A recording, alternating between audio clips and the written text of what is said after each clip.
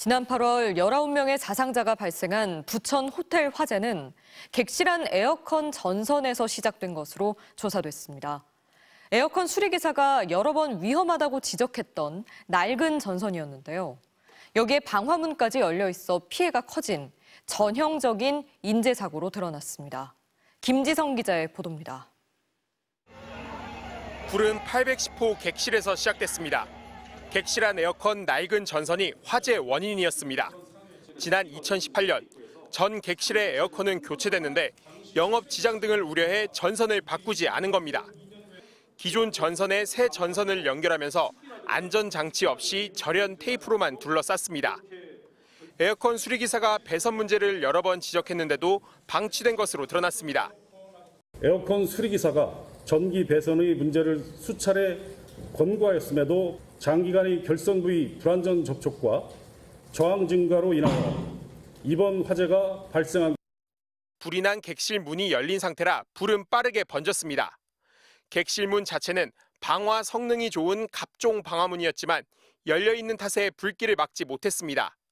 설계도상에는 열린 문을 저절로 닫는 도어 클로저가 표시돼 있는데 실제로는 설치되지 않았습니다. 여기에 불이 난 층 비상구 방화문까지 열려 있었습니다. 생수로 받침대를 해놨습니다. 청소라든가 아니면 여러 가지 이유로 해서 문을 열어놓은 것 같습니다. 결국 희생자 6명이 묵고 있던 층은 화재 발생 1분 만에 대피가 불가능한 상황이 됐고 불길이 비상구를 지나 계단을 타고 번지면서 위층에서도 사망자가 나왔습니다. 화재 발생 직후 경보기가 작동했지만 호텔 직원이 8초 만에 바로 끈 사실도 확인됐습니다. 직원은 불이 난 걸 확인한 후 다시 경보기를 틀었지만 2분여가 지나 대피할 골든 타임이 지난 상태였습니다. 경보기만 울렸다면 5명 정도는 탈출할 수 있었다고 경찰은 설명했습니다. 비상벨이 정상적으로 작동이 됐으면 탈출을 할 수 있겠다라고 보이고.